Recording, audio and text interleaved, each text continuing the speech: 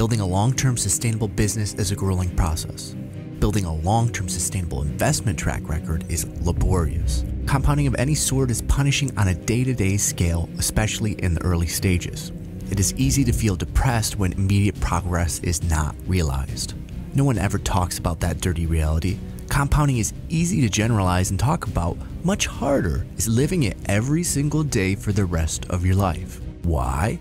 Because we all want results now. Just imagine, a stock you own increases 100 times in a few months, or your business grows from $0 to $1 million a year, or your video, tweet, or write-up goes viral and reaches 1 million people. Such results would be exciting, exhilarating, and glamorous. You'd be famous and rich. But does immediate success last? No. Immediate random luck is a curse. It's actually a severe disadvantage in the long term. If you want to leverage compounding, you must be realistic. Sustainable success is a long, lonely road paved with shattered glass. Immediate success, on the other hand, is met with the guillotine. Set your expectations accordingly. Most winners start out as losers. I'll share a wide variety of examples from music, investing, and business. By the end, you'll have a better idea of why it's necessary to ground your expectations.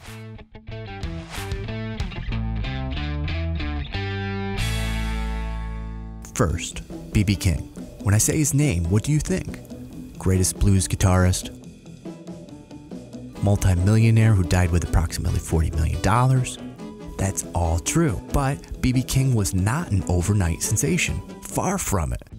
B.B. King was a product of exponential growth and luck. King's first single, Miss Martha King, was a bust in 1949. Yes, that's right.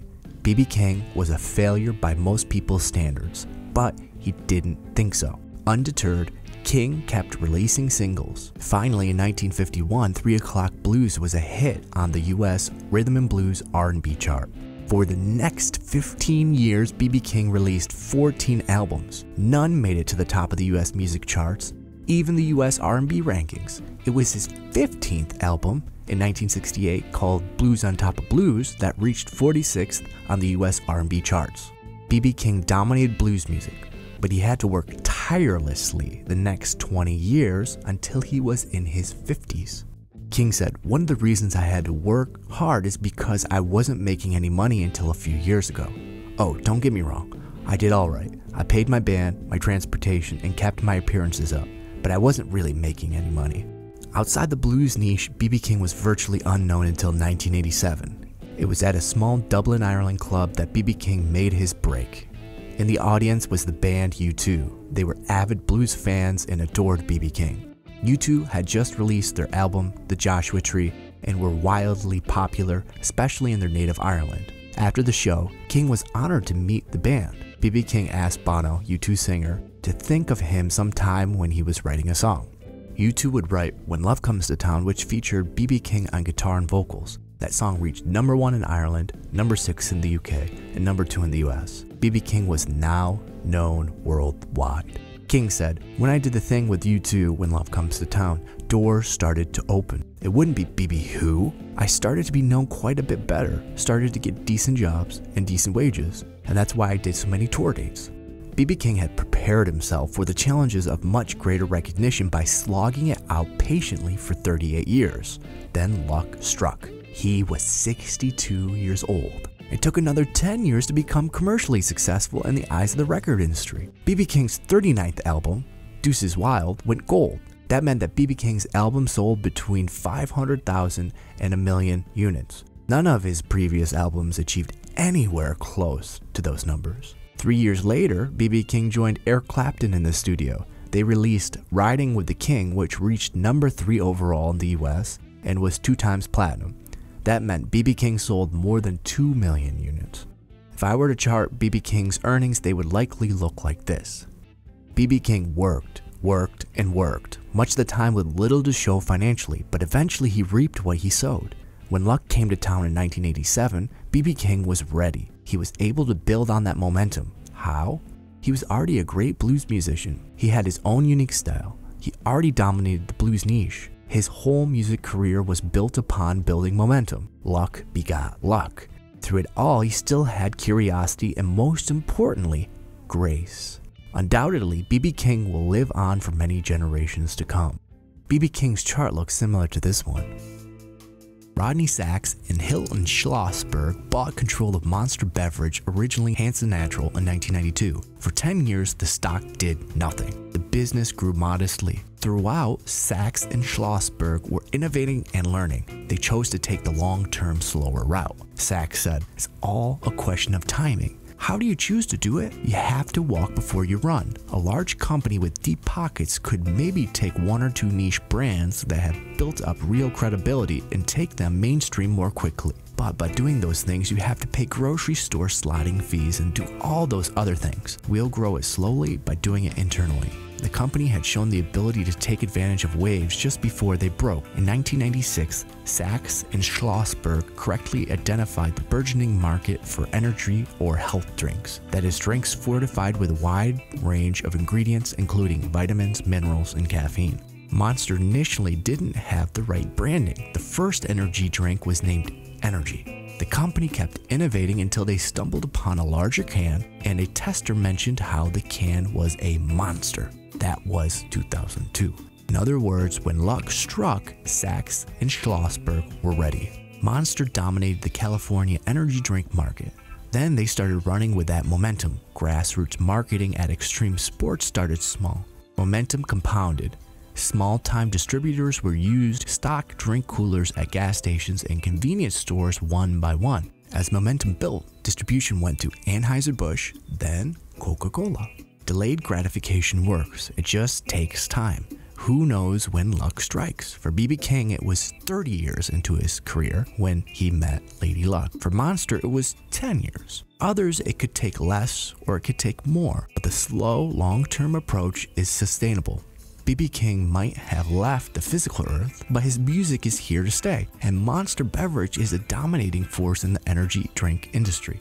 Instant gratification, on the other hand, is far from sustainable. Of the 5,745 artists who created a hit song for the first time from 1955 to 2005, 2,732 weren't heard from again. That meant that 47.5% of all hits were from one-hit wonders. One-hit wonders are an example of mean reversion. Their luck is a mere accident. They crash and burn as quickly as they have risen. Likewise, 70% of people who win a lottery are broke within a few years. Achieving sustainability with immediate success is an exception to the rule. It's nearly impossible to maintain such momentum. Here is what viral success actually looks like.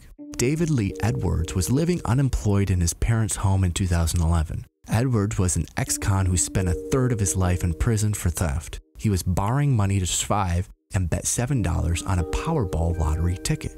He won $27 million after taxes. After winning, Edwards prophesied, "I would like to accept it with humility. I want this money to last for me, for my future wife, for my daughter, and future generations." Unlike B.B. King and Monster, Edwards wasn't prepared for his luck. The first thing Edwards did was take a $200,000 loan to celebrate in Las Vegas while awaiting his award money. In 6 days, he was broke. Over the next 3 months, Edwards spent $3 million. He was generous giving to his friends, many of whom were drug users. Edwards' stockbroker said he actually had I don't know how many friends OD once he won the money from him giving them money and them going and buying so much drugs that they died. Then he would pay for their funerals. After 1 year, Edwards spent $12 million. By 2006, he was penniless. Here's a musical example. Blind Melon's self-titled debut album reached number 3 on the US Billboard charts. Their song, No Rain, was a #1 hit. The band sold more than 4 million copies in the US and many more abroad. Shannon Hoon, the singer, became consumed with drugs and alcohol. He couldn't handle the spotlight. Shortly after starting Blind Melon's tour, he died of a cocaine overdose. Blind Melon would never achieve another hit. The same is true with investing and business. Instant riches dilutes focus. It's easy to take your eye off the ball when you fall into piles of money. The hunger to succeed is satiated by a brief taste of glory. All sense of reality is lost. For creatives, immediate success is also followed by an extreme pressure while the hype is still warm. That's hardly conducive to inspiration. As Bono U2 singer said, You wonder what happened to these great prolific imaginations that lifted you out of your everyday life when you were young. They made 3 great albums and then what the F happened? And you discovered that they moved house. They suddenly have these walls and they want to hang art on the walls.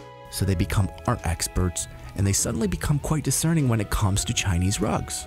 How distracting is all of that? Success is distracting. Take, for instance, Bollinger Industries. The firm manufactured physical fitness equipment with names like Bun Firmer and the Super Tummy Trimmer. From 1991 to 1994, the company's revenues rose from 18 million to 45 million. Earnings per share doubled. Bollinger was flush with cash. They went on an acquisition binge. They purchased a trampoline manufacturer that inflated its numbers and profits. Bollinger was not prepared for that setback. The auditor and 2 directors resigned. Poor sales and a possible default of its credit agreement sent shares in 1995 down 71% in a day. By 2001, Bollinger delisted. Today, the company is no longer in business. Immediate success is overrated. Compounding. It's simple, not easy. Don't wish for quick success. Don't get jealous of those getting richer faster. The graveyard of success is full of extinct one-hit wonders. As our favorite sax man and unusually unlucky investor, Kenny G stated, when money is coming in fast and furious, it's easy to give someone X amount to start a business because you think, I'll make that much next week. When it comes in a lot more slowly, you have to think about everything very, very hard. Fast and furious may be sexy, but is fleeting. Slow and steady, while boring, is repeatable and sustainable. You have to walk before you run. Otherwise, you'll be bound to run off a cliff. Remember, most winners start out as losers. Are you an aspiring entrepreneur, investor, or leader? Do you want to be the best? Visit our website, check out our community, and become a member. See the link in the description below.